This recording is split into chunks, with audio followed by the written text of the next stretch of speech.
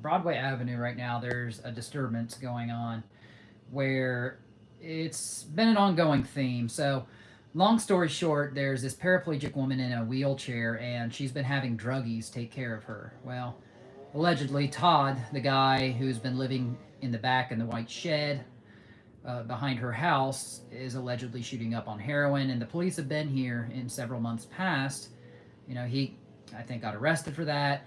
Well, there's more going on. So I guess that there's been a couple black guys over there the last few nights, and they've been harboring residents in this woman's house while she's in the hospital.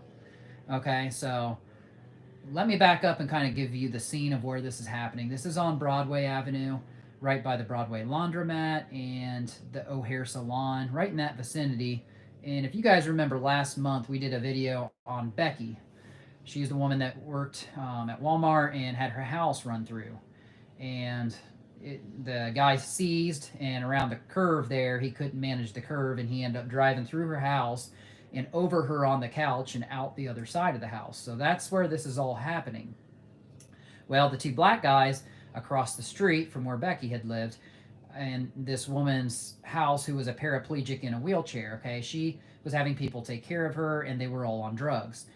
They had run her bank card clean of $60,000 allegedly, and I believe that's why the cops were involved in before, because there was arrests made on that.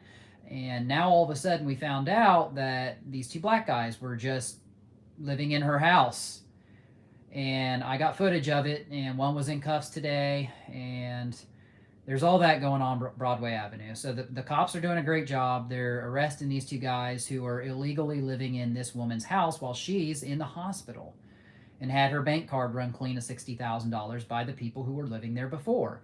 We're being told a couple things on Broadway Avenue, that Terry's Dairy King, that there are bags being dropped off, maybe presumably of drugs, we don't know, in the middle of the night around 3 in the morning. This has been happening the last several nights, that people were just dropping bags off at Terry's Dairy King, probably waiting on a drug deal or something. We've got a lot of good folks in this community, so it's, we want the drugs out of here. We don't want these guys here. We've got enough of these problems right now. Let's move on from what's going on there. I'm going to put footage of the guy getting cuffed on the thumbnail for this video for you guys, so you can see who I'm talking about. That hasn't made it to the scanner groups yet, but it's about to. Now, let's move on to Cindy Ball. This is the big news that we've got right now. Case updates on Cindy Ball, okay? I think justice is coming. We had talked on our video about, for those of you who have watched it, and if you haven't, it's on this channel. It caught fire because it spread through the community, of possibly Ryan Perkins being involved in executing Cindy Ball, or killing her executioner style. And that's where we were going in that video. We kind of believed that he was the one who did it, and more information has come out. So apparently he was secretly recorded once on the SIM card that we talked about, and that he got drunk allegedly one night and admitted that he may have been the one who killed Cindy Ball. Now, it wasn't with a shotgun, and I had asked this question before. I said, how do you get a shotgun inside of her Jeep and say, hey, surprise, and then murder her? There wouldn't be room for it. Well, it wasn't a shotgun. It was a gun called a Judge. And we got this information from some people that I work with, but a Judge is a gun that a lot of judges were using to arm themselves with down in Miami, Florida, several years ago. So that's how it got its name, the Judge. And it also has other names called the Jury and stuff like that.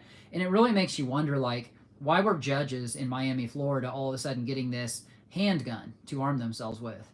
You're allowed to protect yourself, and I think Florida's open carry conceal, but you're allowed to protect yourself. But when you're working like that, I don't think that you're allowed to have a gun to defend yourself. So there's no amendment to the Constitution that says when you're working a position in our government like that you can have that gun for you. So it just opens your eyes and says, hey, there's a lot of corruption. Obviously they're not doing the job correctly. So they needed guns to protect themselves, and it's called a Judge. Well, apparently Ryan Perkins used a gun that we believe, allegedly, called a Judge to murder Cindy Ball. Now, There was allegedly pictures of Greg Casto with this gun, bragging about it on Facebook. They have since been lifted and deleted, and that gun was supposedly taken apart and disassembled among other people. We were being told by brothers. Now, at first I said brothers of the wheel, and other people were like, no, just like brothers. When you're in a motorcycle gang or friends, they're just called brothers. So that gun, called the Judge, that Casto and Perkins allegedly used to murder Cindy Ball, was rumored to be taken apart and distributed between people. Now, we had put it out on the video that possibly part of that gun was given to Timothy Chancellor. And if you look at the timeline of when he poured concrete for his house, his foundation, the one in West Virginia, that I believe has now since been sold to other people, that lines up with the murder of Cindy Ball. It was late 2014 going into 15. So we possibly believe, yes, that part of that gun was buried in concrete around the house that Timothy Chancellor was building out there. Now, he put a comment on our video saying, nope, the feds know that it's not him and that I would be hearing from his attorney. Well, we're not having any communication with him. This is all alleged information. We don't know it 100%, but that's what we're presuming. It's what the community has come forward with, and that's why we do this channel. It's for the local community to solve these crimes of murders that haven't been solved in 10 plus years. Okay, so more information on Cindy Ball is that we thought that she had stabbed Casto in the leg and that he would have a scar there. Well, I'm being told that no, and this is coming from somebody very close to the source, that she had stabbed him in the shoulders. She went once here and then once up here and got him on both shoulders. So I don't have an exact timeline, but I told you on that video the dates of October 20th and 21st were very important. Now, she was missing for a couple days, actually. When I said that she was missing on that video, she was missing for a couple days. Greg Casto wasn't looking for her. Other friends were looking for her up and down Highway 47 or Route 47 back then. So, and that's when the hunters found her off Sugar Camp Road. We showed you that footage on the video. So that's the information we got on Cindy Ball. We're going to be working with some people to try to get justice in this case, and I think it's coming. Now, and one more big update on this is Ryan Perkins has been arrested. Again, we reported he was arrested on a charge of strangulation back in December, right? Well, we think that maybe he posted bond for that. Well, all of a sudden, we don't know what the charge is, but they wanted to ambush him, and they got him in the middle of the night 2 nights ago, about midnight, and he started fighting with the police officers. So now he's gotten a charge of obstruction. He's being considered a fugitive from justice, and we think it has everything potentially to do with Cindy Ball. Okay? We think this is big, big, big news. We think that this is, since we put this video out there, people are talking, and we think that they got Ryan Perkins. We don't know if there's anything else going on. We think it probably has to do with this. So now there's no bond. There is no bond for Ryan Perkins right now. So we might truly be having justice for Cindy Ball, and that is the great news of us doing these videos. This is why we do it. So we're going to have more news coming out for you on this. What exactly is going on? How long is he going to be in there for? Right now, there's no bond. It's been 2 days. They got him. He started fighting with police officers, got a charge of obstruction of justice. So like I said, we're going to be working with some people. We're going to be trying to get justice in this case for Cindy Ball, and I think it's coming. That's the good news. Stay tuned. This is absolutely phenomenal. Now, let's shift gears to Gretchen Fleming and talk about the stuff that I haven't talked about regarding Gretchen Fleming yet, okay? So with the Gretchen Fleming case, let's focus on Preston Pierce. And I have to be a little bit careful because Preston has not been charged for any crimes yet. And if I put too much information out there, it could be considered harassment, and I don't want to harass him. He's still putting stuff out there that's saying he's not guilty of these crimes. I personally don't believe that, and I know many of you guys don't believe that either. So in regards to Preston Pierce, I can tell you this right now. I'm not going to give you the exact apartment complex. Many people already know, but he is living in Huntington on 8th Avenue. I can tell you that right now. Do I know the apartment complex? Yes, I do. There's more. So he had 2 vehicles. And as you guys remember from when he was doing his stuff with Gretchen Fleming, the vehicle she got into was a black Nissan Rogue 1. It was a car with the Darth Vader stickers on the sides. Well, Preston tried coming out and saying he didn't care about Star Wars and he did that for his daughter. Well, here's the thing. He's gotten another Nissan Rogue One, but this I got to end that call. Um, so he has another Nissan Rogue One. It's an SUV. Why would you get another Nissan Rogue One after everything that happened in this case? Why are you so attached to that vehicle? Rogue. It matches with Star Wars, right? Come on, think about it. And then he had another car. So the SUV was not black. The SUV was like a charcoal color. The other car that he had was a black car. And so he had both. Well, I've been told today that the car is now gone. I believe he still has the Nissan Rogue One SUV, the charcoal color, but the black car is now gone. Well, because it was being put out everywhere and everybody was starting to catch on. Oh, well, Preston Pierce now lives in Huntington. He's at this apartment. He's got these two vehicles, and there's more. So he was still doing DoorDash deliveries, and we're being told of this various locations, one up around the Belleville area, in which he supposedly used the name John. John Jason Pape, right? It's what we've been saying all along. Why would he be using the name John and doing DoorDash deliveries? Now, this is alleged information. I don't 100% know. This is what I've been told, but this is what I believe. Now, he's been doing other DoorDash deliveries around the Huntington area, and we're being told that it's probably him that was trying to force his way into a woman's residence. And she had the door cracked, and he was trying to force his way in. And she went and got her weapon because she is a military member. And once she got her weapon, he left. Another report of Preston Pierce using a private phone number on his DoorDash deliveries to call and harass women. And they've given it to the police, but the police in Huntington say they can't do anything because it's a private number. Well, if you use a private number like Talk to Text or something like that, or Google Voice, you can't be traced. Nobody's going to know it's you doing it. So if this is Preston Pierce using a private number and trying to force his way into women's residences, he's not stopping. It's not over. This guy is still allegedly a threat to our communities. Okay?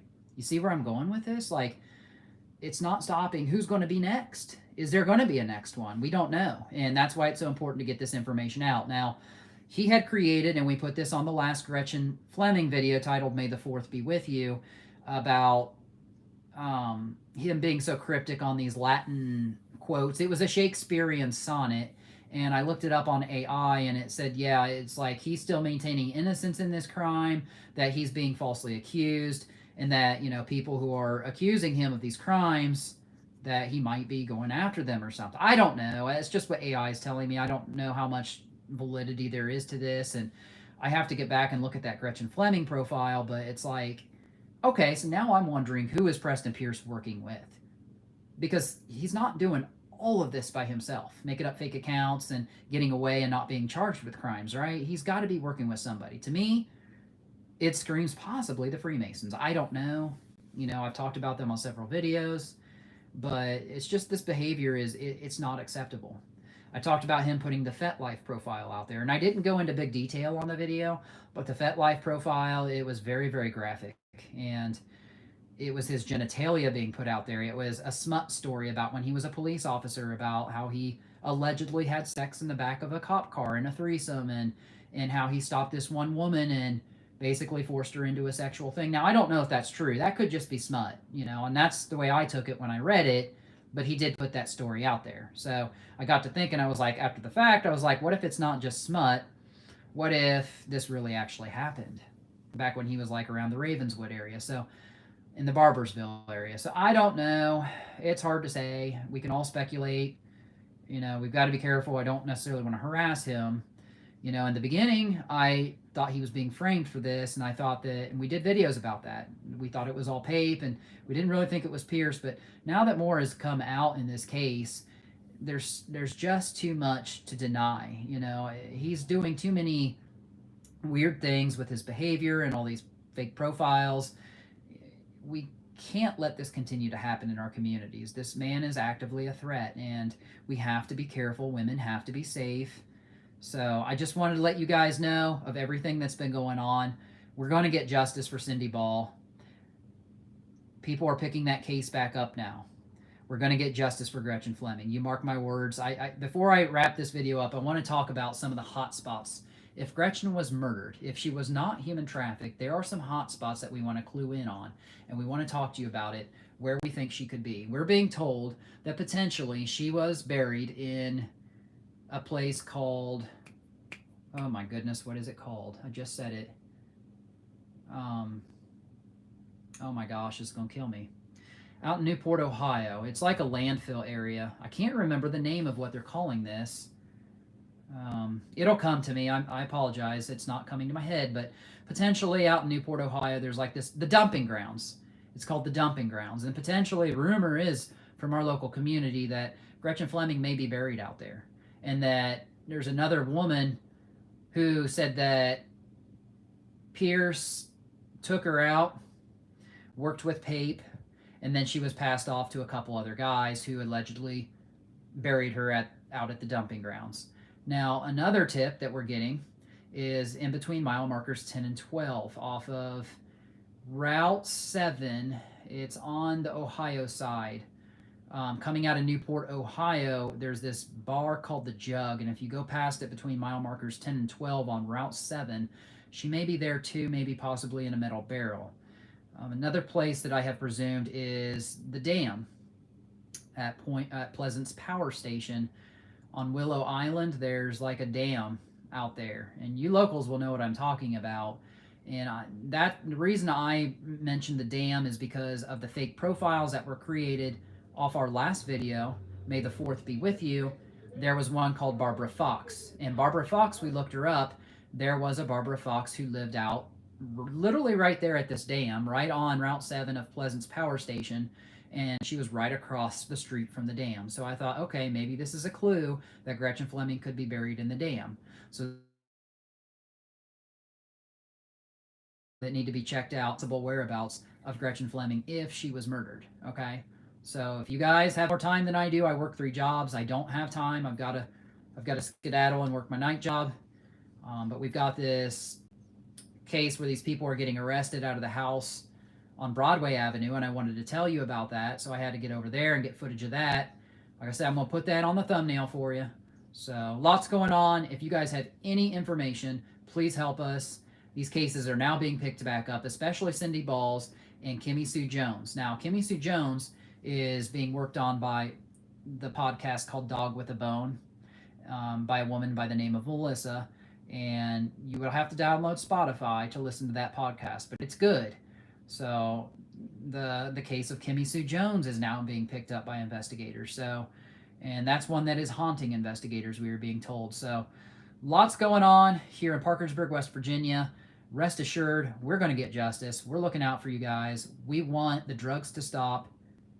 Congratulations to the police today for getting 2 men out of that house where the woman who was a paraplegic in a wheelchair, she's now in the hospital, and they took over her house. They've now been arrested. Thank God for that. So we need this community to get safe. We can't do it until the drugs get out of here. We're going to try to do what we can to make this community safe for you. I appreciate you guys watching these videos. Thank you so much. We're here for you. And until next time, as always, Godspeed.